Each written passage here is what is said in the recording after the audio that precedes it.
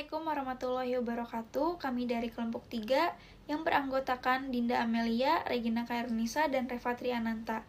Kami akan membahas mengenai materi uji autokorelasi. Untuk pembahasan yang pertama, saya akan membahas mengenai pengertian uji autokorelasi. Apa sih uji autokorelasi itu? Uji autokorelasi adalah salah satu metode analisis statistik untuk menguji apakah terdapat hubungan nilai residual atau kesalahan dalam sebuah model regresi pada periode tertentu dengan nilai residual pada periode sebelumnya. Autokorelasi sering juga muncul dalam data yang berbasis waktu atau time series, tetapi juga dapat terjadi pada data lain yang memiliki keterkaitan antar observasi. Nama saya Reva Triananta. Di sini saya akan menjelaskan tentang manfaat uji autokorelasi. Manfaat yang pertama adalah memastikan keandalan model dengan melakukan uji autokorelasi. Kita dapat memastikan bahwa model regresi yang dihasilkan memenuhi asumsi independensi residual, sehingga hasil estimasi koefisien regresi dapat dipercaya. Dan yang kedua, meningkatkan efisiensi estimasi. Jika autokorelasi terdeteksi dan diperbaiki, model akan menghasilkan estimasi yang lebih efisien, yaitu memiliki varians yang lebih kecil dan hasil estimasi parameter yang lebih akurat. Yang ketiga, menghindari kesalahan inferensial. Autokorelasi dapat menyebabkan kesalahan dalam penarikan kesimpulan, seperti kesalahan dalam pengujian. Dengan mengidentifikasi dan menangani autokorelasi, kita dapat menghindari kesalahan tersebut. Dan yang keempat, mendeteksi pola sistematis dalam data. Autokorelasi seringkali menunjukkan bahwa ada pola sistematis yang belum terdeteksi dalam data. Dengan mengetahui pola ini, kita bisa memodifikasi terhadap model agar lebih akurat. Dan untuk yang kedua, saya akan menjelaskan tujuan uji autokorelasi. Yang pertama adalah memastikan residual bersifat acak.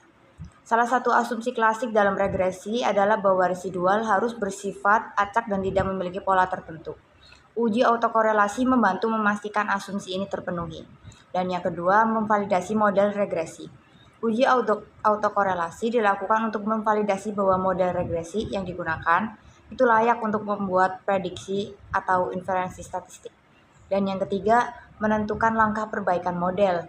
Jika autokorelasi terdeteksi, maka langkah selanjutnya adalah melakukan perbaikan model, seperti menambahkan variabel lag atau menggunakan model autoregresif. Untuk yang ketiga, saya akan menjelaskan fungsi uji autokorelasi. Mengidentifikasi kelemahan model, uji autokorelasi membantu mengidentifikasi apakah model regresi yang digunakan memiliki kelemahan, terutama terkait dengan asumsi independensi residual. Dan yang kedua, memperbaiki model prediksi. Dengan mengetahui adanya autokorelasi, model dapat diperbaiki sehingga hasil prediksinya menjadi lebih akurat. Yang ketiga, menghindari kesalahan estimasi varian. Jika autokorelasi tidak diatasi, maka estimasi varians dari residual akan menjadi bias, sehingga hasil uji T dan F juga menjadi bias. Di sini selanjutnya saya akan menjelaskan tentang metode uji autokorelasi. Yang pertama ada uji Durbin-Watson.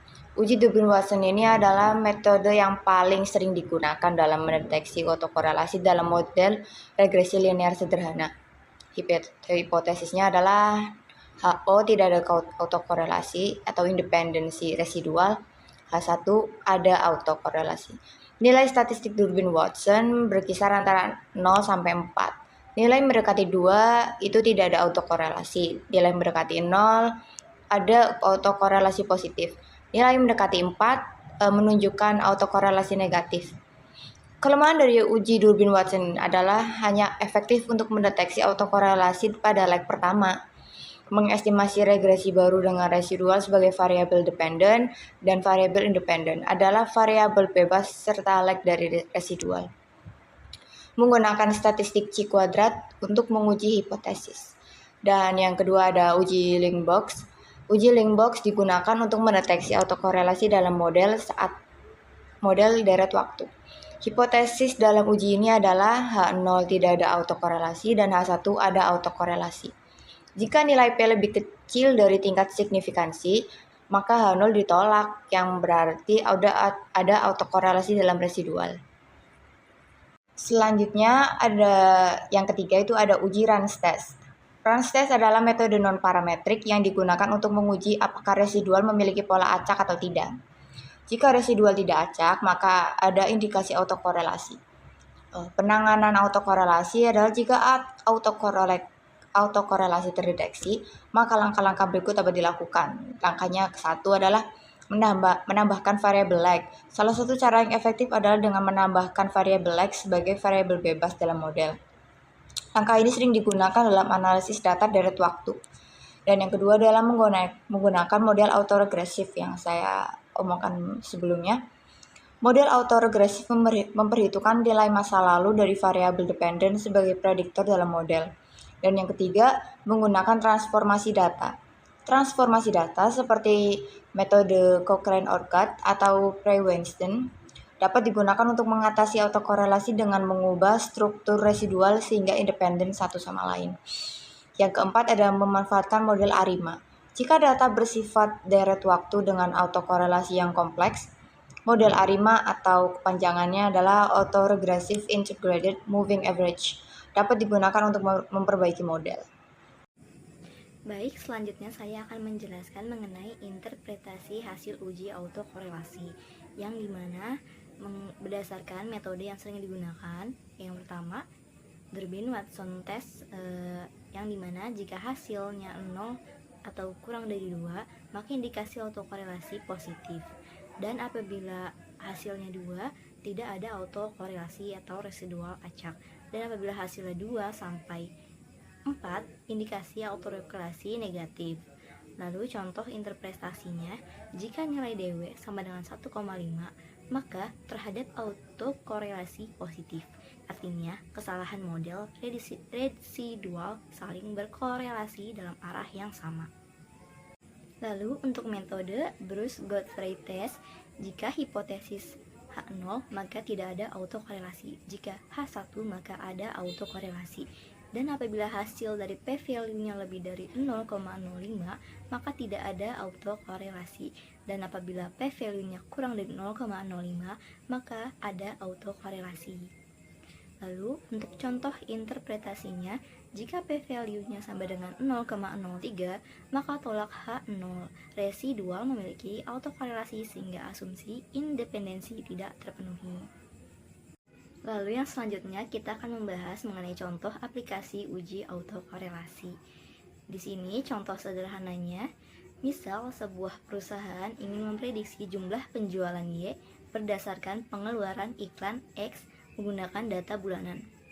Setelah model regresi dibuat, dilakukanlah uji autokorelasi, di mana di sini menggunakan metode Durbin-Watson test.